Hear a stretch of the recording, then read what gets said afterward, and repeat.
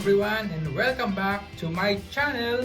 It's Berns Cook at ngayon magluluto tayo ng Soboro Donburi.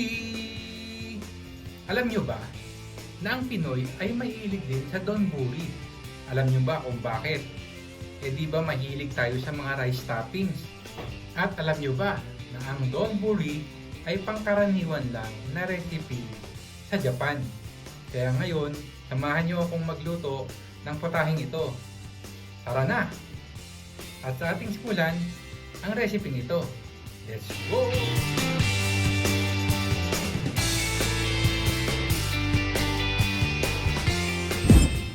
1/2 white onion,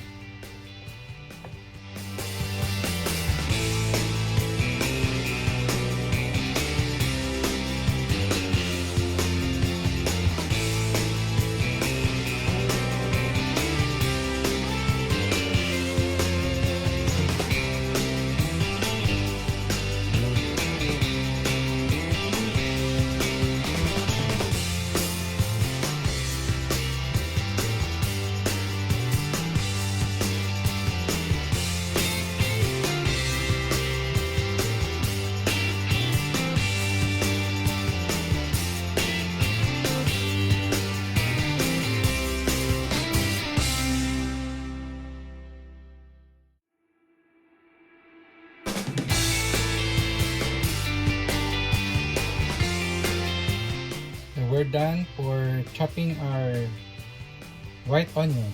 1 tablespoon of ginger minced,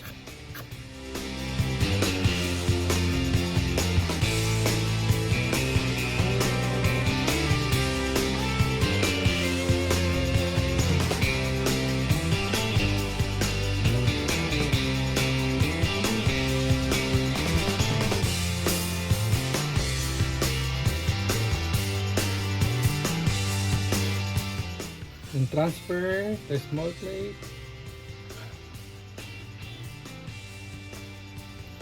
And then this is for our ginger.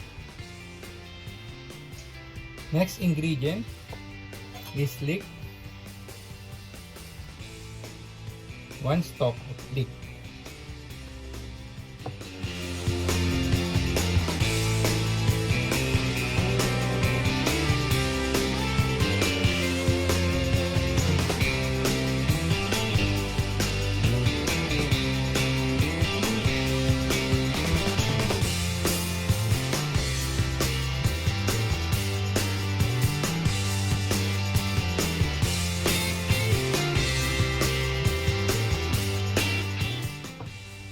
Okay, 1 stalk of leek,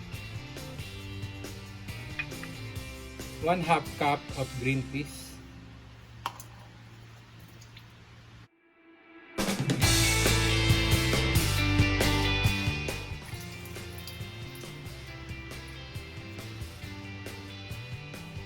for our additional ingredients, we have 1/3 cup of sake or Japanese rice wine, 1/3 cup of soy sauce, and 2 tablespoons of brown sugar or mascovado. So sa mixing bowl, mix natin ang ginger, ang onion,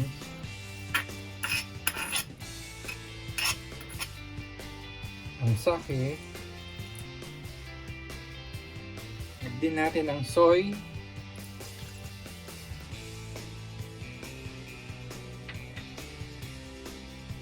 at ang ating sugar.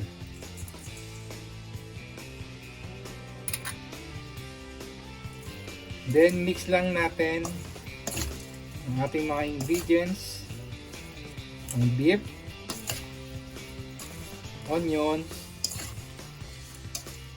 sake, soy sauce, and sugar.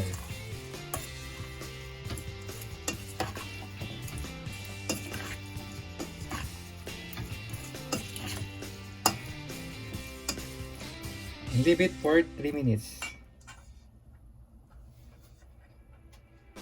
And then, sa skillet or pan, ilagay natin yung ating mixture.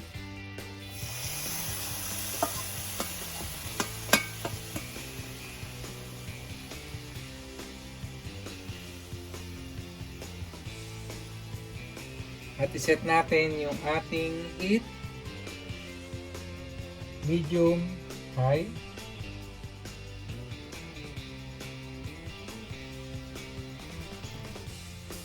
And start natin i-stir yung ating whip.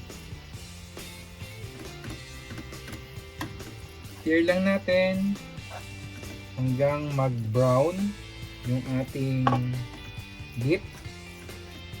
At least 5 minutes. So while stirring, may konti tayong trivia.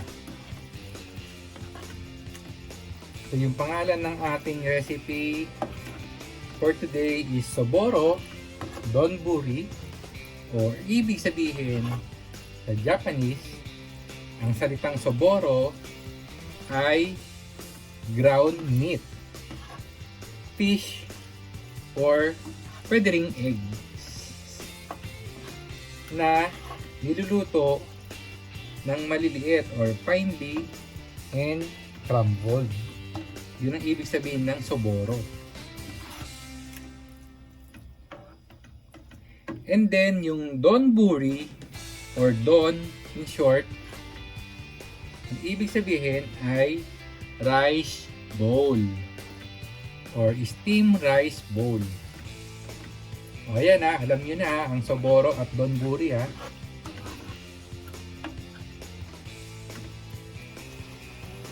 Ayan.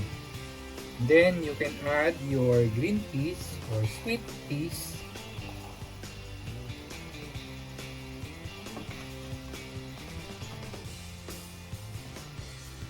And then stir it for another 3 to 4 minutes. And if you want to add some spice like me to make it something spicy, you can add red Thai curry powder, something like this one.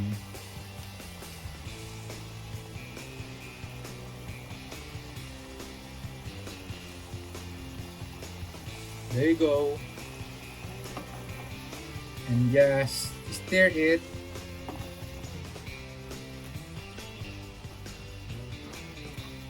Season it with leek for finale.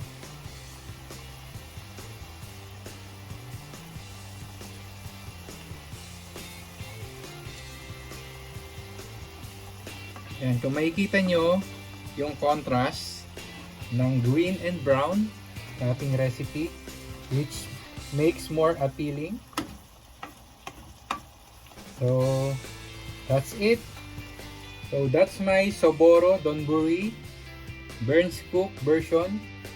So you have the option to have a side dish like scrambled egg para mag-compensate dun sa ating recipe. So thank you for watching again for this another menu. Again, for those new to my channel, just click the subscribe button and click the notification bell for future updates. And don't forget to like and share this recipe to your friends, to your relatives. And I hope you send your feedback on the boxes below so I can read all your comments. Again, thanks for watching and have a good day.